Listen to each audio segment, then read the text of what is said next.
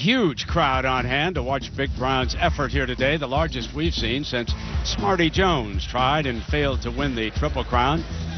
You know, Japanese Import Casino Drive was scratched earlier today, so Big Brown's effort just became a little easier because after cantering 3 furlongs, he came back to the barn favoring that left rear foot.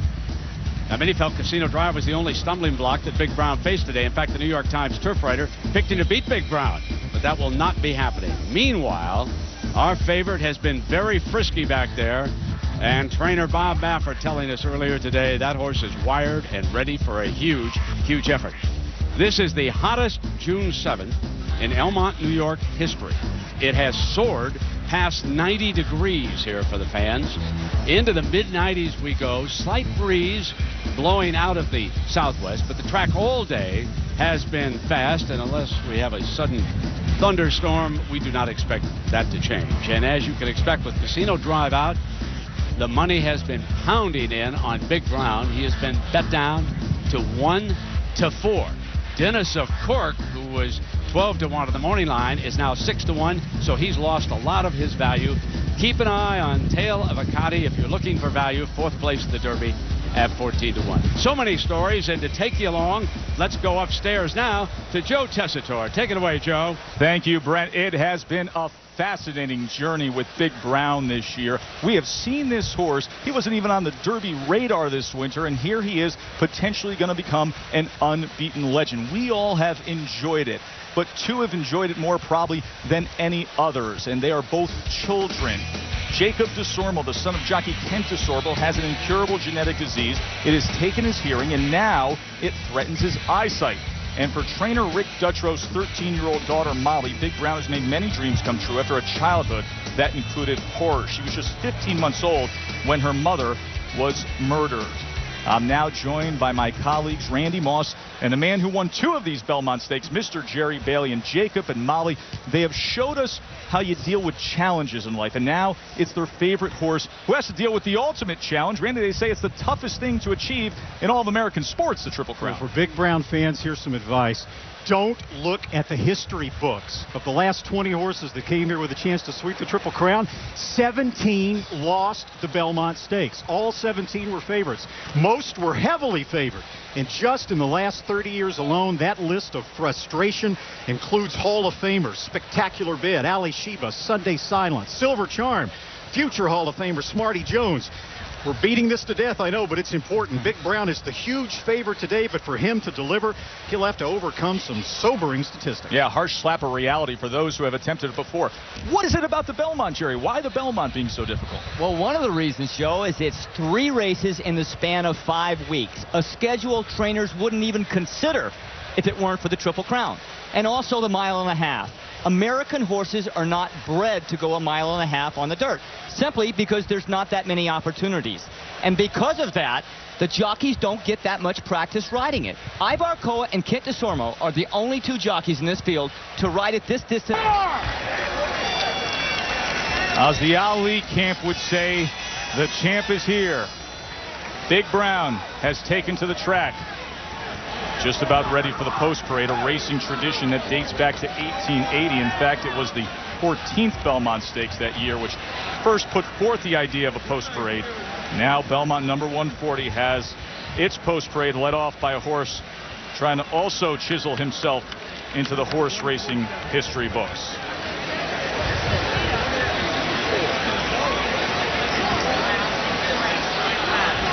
Sonia, Joshua, and Jacob.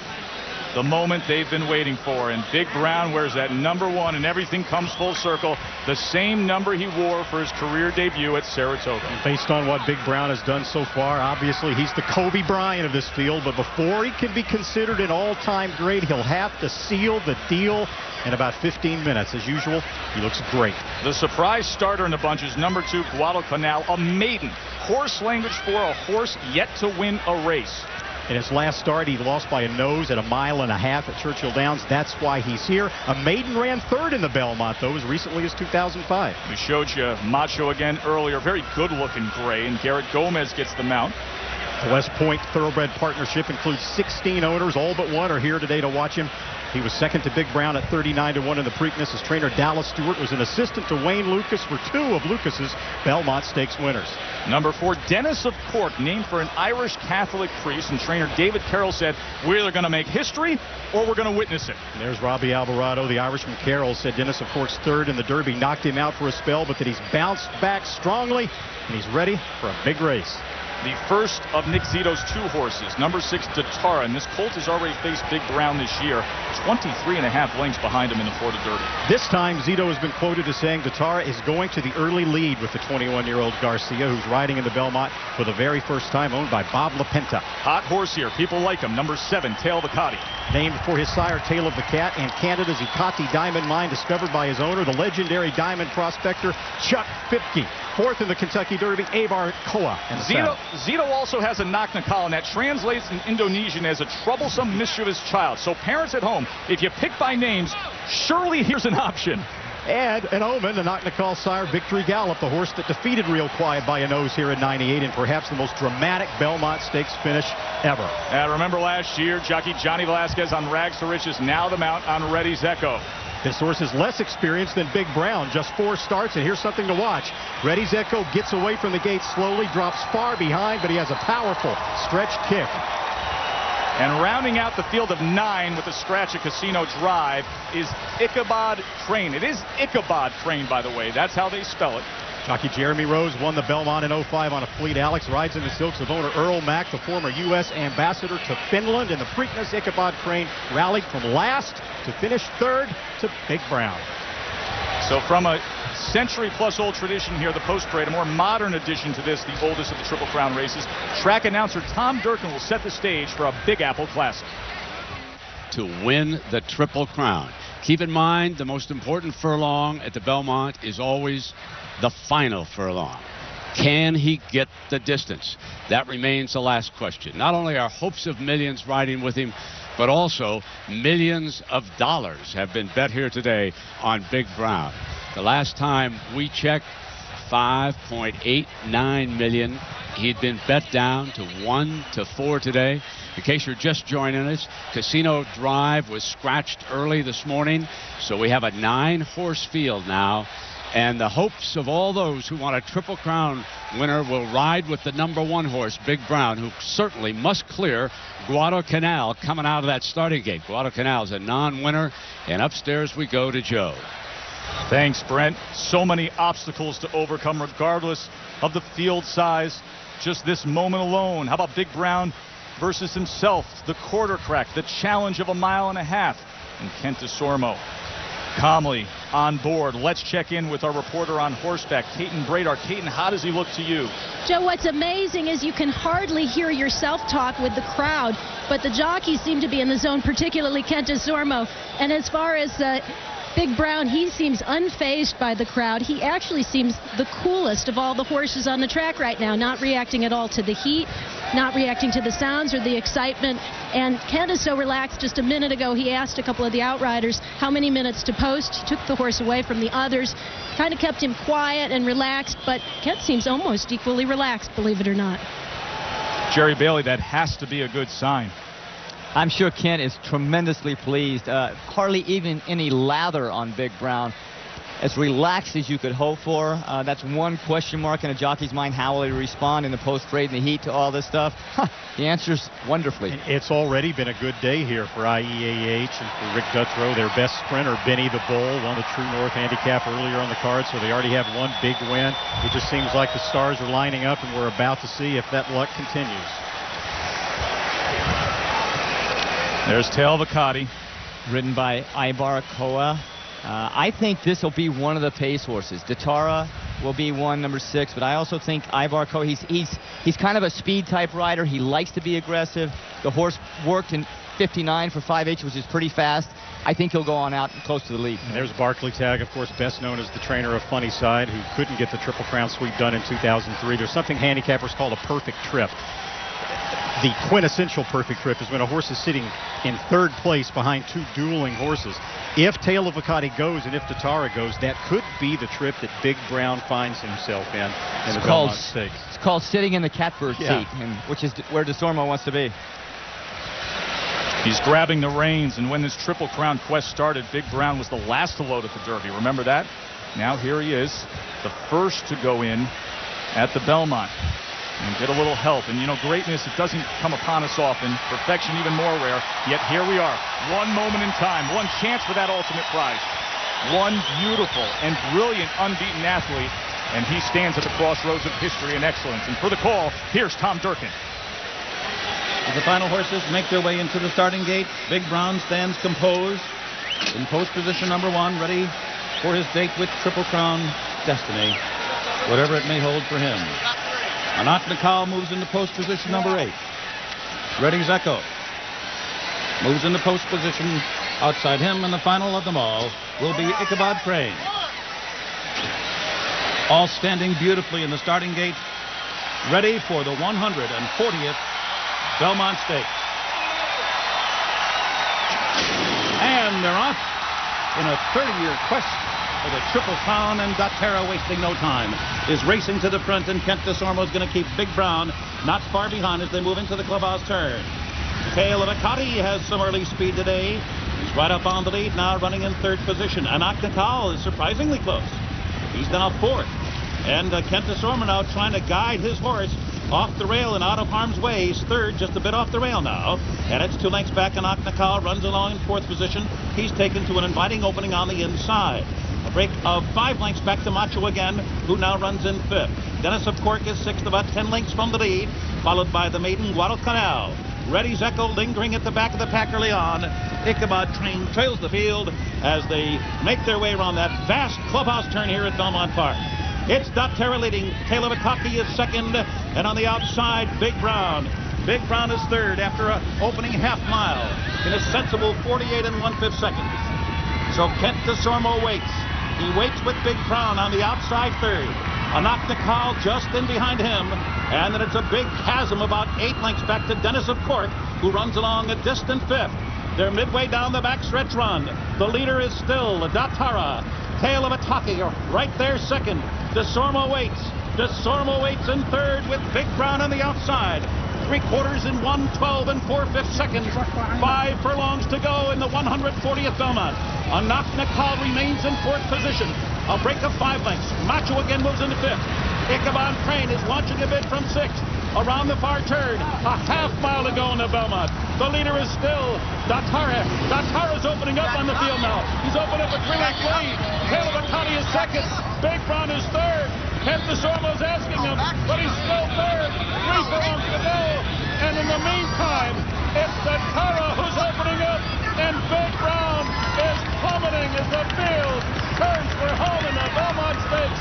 DaTara's opened up a 5-length lead, and Big Brown has been eased at the top of the stretch.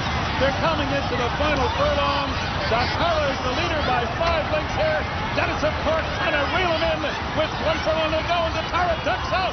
Now he ducks in, desperate for the final 16th of a mile, but he's going to do it here. Here's a shocking wire-to-wire win in the Belmont Stakes at 38-1. It is DaTara. He wins by 4 lengths. The Triple Crown will remain vacant once again. Dennis of Cork finishing second, close to third, and very unfortunate, desultory Big Brown has been eased in the stakes. We will get to DaTara's huge monumental upset, but first let's focus in on Big Brown. Eased up right near us here, Jerry, at about the 8th pole from in. Did you see anything?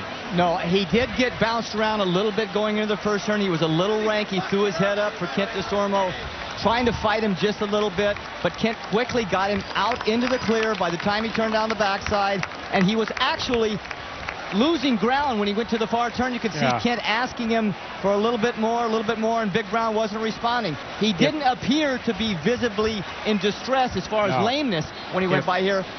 If Kent had sensed that anything was physically wrong, he wouldn't have allowed Big Brown to gallop out from the quarter pole where he eased him all the way to the wire. He would have no doubt about that. Big Brown was actually a little rank early in the race. For one of the first times that I've seen, he just appeared to be a little out of sorts, Jerry. You can see him right there. Kent DeSormo, Big Brown, throw his head up just a little bit, fighting Kent DeSormo, something he normally doesn't do. He's a very relaxed horse. But quickly, Kent moves him out around number 7, Tail of Acadi, into the clear. And that's about it for that instance. You know, this is obviously going to open up all the discussion about the quarter crack in the left front foot. An injury that, as was detailed well, could greatly affect performance, not risk life, but greatly affect performance, and we will have to find out if that was the cause. In a worst-case scenario, Ian McKinley, Rick Dutrow, just so confident that Big Brown was 100%. You heard Rick before the race. The foot's not a problem, man. Not a problem, babe. Not at all. Well, obviously the way Big Brown ran, that might not be the case. Janine Edwards. Ken, tell us what happened. Well, I was empty. Take us through the race. He was keen to go on early. I just wanted to assume he slipped again. He brakes so hard. You know, it's hot as hell out there, and the racetrack didn't hold him up. He slipped up front and this time stumbled a little bit, so they just tried to slide to the outside and get a nice position. It looked like he was fighting you a little bit early in the race. Yeah, he was keen, but I got him out early, and we just cantered along down the backside. There was a couple times where he thought it was time to go and jumped into the bridle. But by the time long before we went into the last turn, I had no horse. Was he trying to get out? No. He was not trying to get out. Did you feel anything at all with his left front? No. Did he feel lame at all? No. No, I could not be fit. This horse is the best horse I've ever ridden, and something's wrong, so I took care of him. In your best guess, all of your experience, all your years of riding, what went wrong today? I have no idea. Thanks, Kent. Very simply put by Kent DeSormo, I had no horse. This is the test of the champion. 1.5 miles in 93 degrees, coming off the issues where he didn't train up the way they would have preferred because of the quarter crack. He simply said, I had no horse. And it was visible going into the far turn between the half-mile pole and the 5/8 pole that Kent was asking Big Brown. He had no horse, and he did the right thing. I would have done the same thing. Let's look at the break. Big Brown in post number 1, it didn't appear, Kent said he stumbled. It didn't appear like he stumbled in the front. His back legs could have slipped out from underneath him slightly. Man of War lost his only race to a horse named Upset, and my great-grandfather, Thomas Gibbs, was the blacksmith to Upset. So racing has been a part of New York's culture, and I have witnessed another incredible and spectacular performance today. Many people came here today to see a Triple Crown winner, but DaTara had other plans. And so on behalf of the state of New York, welcoming the Belmont Stakes as we do every year, I want to present the Belmont Trophy to Robert LaPinta, the owner of DaTara. DaTara, the Belmont champion, Robert LaPinta enjoying the trophy here. Robert, a lot of people, I think, believe that your horse had the early speed in this race. When were you convinced it had enough late speed? Well, he's been getting better, his past 2 or 3 races. Nick had a lot of confidence in him, and we knew Tisnow could do the distance. And before the race, he said, I'm doing this for Warpass. So we knew we were going to do it. Warpass, the horse that you thought perhaps would be a Triple Crown contender before this started, but you stopped a Triple Crown bid. What's it like to stop the Triple Crown attempt? Well, my condolences go out to the connections of Big Brown. Obviously, there are a lot of disappointed people. But that's what makes this game so great. And, we're just elated, delighted. There aren't enough words to say how we feel right now. Robert LaPinta, congratulations on the victory for DaTara. Janine Edwards is with us, too. Janine? Well, Reese, as you mentioned, 4 years ago, a Nick Zito horse spoiled the Smarty Party. Today it was DaTara's turn to be the party crasher. Nick, does it temper the jubilation any when you see the sport is perhaps disappointed that once again no Triple Crown winner? Well, probably, Janine. First, I want to thank God, obviously.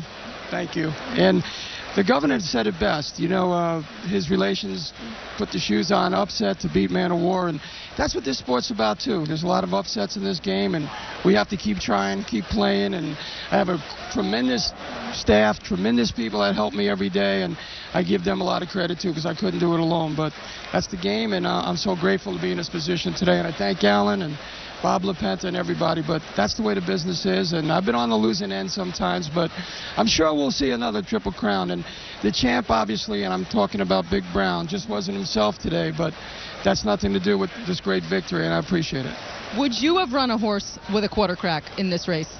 Well, obviously, you have to talk to trainer DaTara. He did a masterful job in the Derby and the Preakness, and I don't know, I'm not around that horse, but we'll leave it like that. But he is the champ, and I salute him. He just wasn't himself. But I know one thing. DaTara was himself, and believe me, it's just complicated. That's all I could say. Well, you told me today that you were going to go to the lead. Why was the aggressive strategy the best approach with this horse? Well, Alan is an aggressive jockey, too, and I thought they'd fit each other perfectly. And like Bob said, Tisnow is such a great horse. He won the Breeders' Cup in New York, I think it was a few years ago, and he won 2 Breeders' Cups. So I knew he could get the distance because pedigree is important to me, and he's out of a Pirate Bounties mare. So there was a lot of emotion here with me with this horse all along, and he just wasn't up to Big Brown in Florida, but he is now, obviously. So it was a wonderful, wonderful situation, and the horse did it, and Alan did it, and again, what could I say?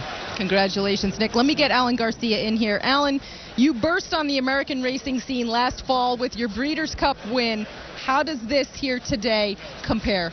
I don't think compare. It's 2 big races. I think I'm so excited right now. I have too many words to say, but I say thank you to Mr. LaPenta, to Nick Zito. He do excellent job. He called me yesterday and said, I need to talk to you about this horse, and then I want to see why he has to run this horse. He's doing so good, and then he gave me instruction yesterday. He has to go into the lead, and then save your horse the best you can and move wherever you have time for that. So big payoffs today.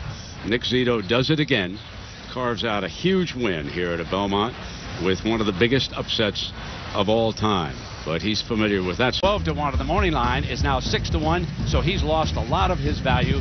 Keep an eye on Tail of Akati if you're looking for value. 4th place at the Derby at 14-1. So many stories, and to take you along, let's go upstairs now to Joe Tessitore. Take it away, Joe. Thank you, Brent. It has been a fascinating journey with Big Brown this year. We have seen this horse. He wasn't even on the Derby radar this winter, and here he is potentially going to become an unbeaten legend. We all have enjoyed it, but 2 have enjoyed it more probably than any others, and they are both children.